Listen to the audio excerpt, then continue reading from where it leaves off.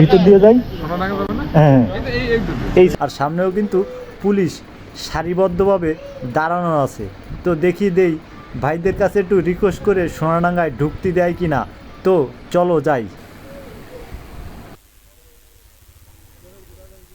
আসসালামু আলাইকুম। বাসায় যাবো, এই সাইড দিয়ে যাবো না,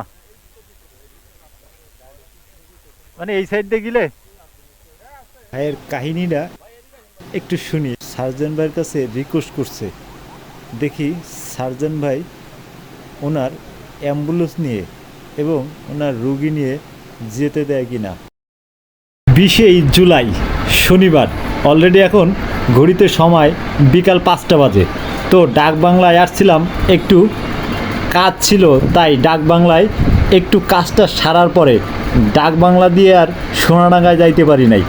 এই জোড়াগেট দিয়ে, এই নদীর পাশ দিয়ে তো এই জোড়াগেট হয়ে যাব এখন সোনাডাঙ্গা বাস স্ট্যান্ড পর্যন্ত, বাসা পর্যন্ত। তো দেশের যে লাজুক অবস্থা দেখো, এই কার্ফুতে পুলিশ মোতায়েন, যে জায়গায় মোড় সেই জায়গায় কিন্তু পুলিশ পুরা ছেয়ে গেছে। আর দেখতেও কিন্তু বেশ লাগছে। এই রোড শূন্য, লোক দেখো, রোডে কোনো লোক নাই, গাড়ি ঘোড়া নাই, মনে হয় আমি একা বাইক রাইড করছি।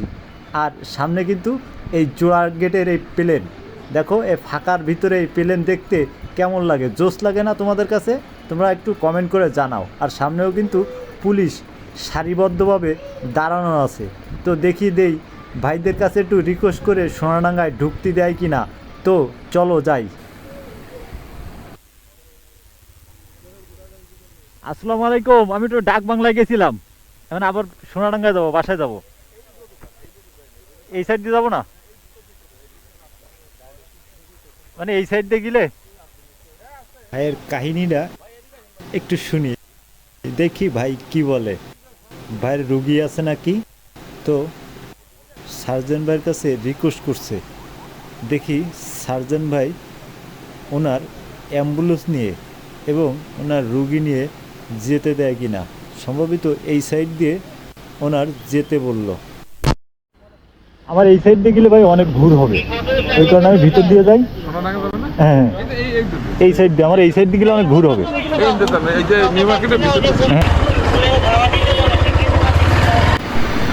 তো রিকোয়েস্ট করার পরে সে কিন্তু উল্টা সাইড দিয়ে আমারে ঢুকাই দিল। এই সাইড দিয়ে কিন্তু লোকজন আসে আর আমি সেই দিক দিয়ে যাচ্ছি দেখো। আর অপোজিট সাইড দিয়ে কিন্তু যেতে হয়, কিন্তু ও সাইড দিয়ে ঢুকতে দিল না। ওদের সাইড দিয়ে ঢুকতে গেলে পুরা শিববাড়ি পর্যন্ত আটকানো।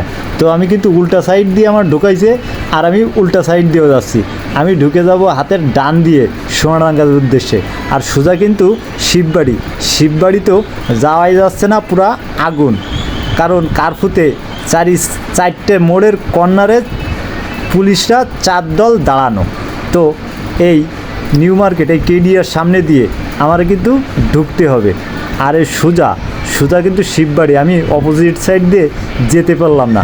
আর বাইতুল নূরের এই গম্বুজটা দেখতে কেমন লাগে দেখো, অপূর্ব জোশ লাগে না?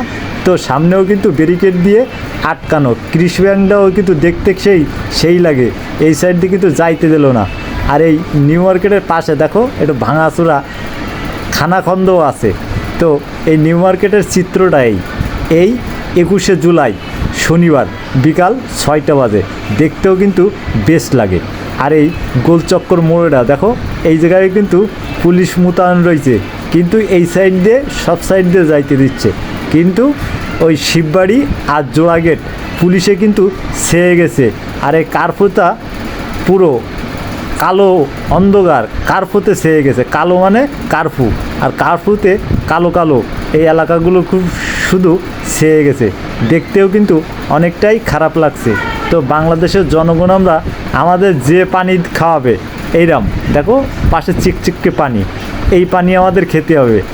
আর বাংলাদেশের যেভাবে চলতে আছে এইভাবে চলতে থাকবে, আমাদেরও এইভাবে চলতে হবে, দেখে শুনে চলতে হবে।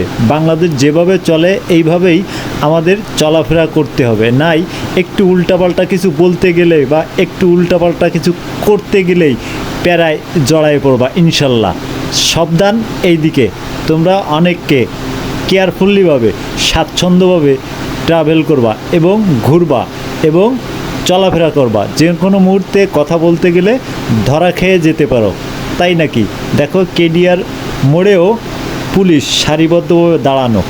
আর এই মজিদ সরণিয়া রোডটা দেখো, একবার রোড শূন্য রোড। আর এই পাশে এক রিক্সায় তিনজন নামা, রিক্সার থেকে এক রিক্সায় তিনজন থাকলেও নামাচ্ছে, কিন্তু সেই ঘাট ধরে ধরে নামাচ্ছে। তো বাংলাদেশের যেভাবে এই কারফুডা এবং এই কালো অন্ধকারটা ছেয়ে আসছে আমাদের দিকে, খুব ভয়ানকভাবে ছেয়ে আসছে কিন্তু। তাই আবারও বলি, সবাই কিন্তু সাবধান। তো আজকে কলিজায় একটু সাহস করে বাইক নিয়ে বেরিয়েছিলাম ডাক বাংলায়। তো মাঝে ভাবি যে আমার বাইক আমার কান্দে উঠাই দেয় কিনা, যেভাবে পুলিশ মোতায়েন রয়েছে এবং বিজিবি মোতায়েন রয়েছে। তো আজকে কিন্তু বাইক আমার কান্দে উঠাই দিইনি, সেই কারণে অনেকটাই শুকুর আলহামদুলিল্লাহ, স্বাচ্ছন্দ্যভাবে বাইক রাইড করতে করতে। আর তোমাদের সাথে এই 20 তারিখের এই প্রথম দিন কারপুর এই বিকাল 5টা বাজে এই শর্ট ভিডিওটা তোমাদের একটু দেখাতে পেরে আমার কাছে কিন্তু সেই অনেকটাই ভালো লাগছে। তোমাদের কাছে কেমন লাগে? তোমাদের কাছে ভালো লাগলে লাইক করতে ভুলবা না। আর কে কোন জায়গা থেকে ভিডিওগুলো দেখো অবশ্যই একটু কমেন্ট করে জানাও, কারণ তোমাদের কমেন্ট লাইক পেলে আমি এইরকম আরও নতুন আপডেট ভিডিও বানাতে আরও উৎসাহিত পাই। সামনে কিন্তু সোনাডাঙ্গা বাস স্ট্যান্ডে কিন্তু দেখো বাস দিয়ে আটকানো আর দলবদ্ধভাবে পুলিশ।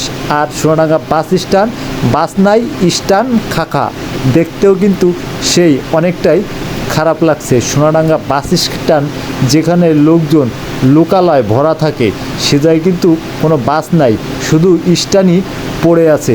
আর দেখতেও কিন্তু অনেকটাই খারাপ লাগছে, কারণ আমরা জনগণ, আমাদের কিন্তু কাজ না করলে আমাদের পেটে ভাত যায় না।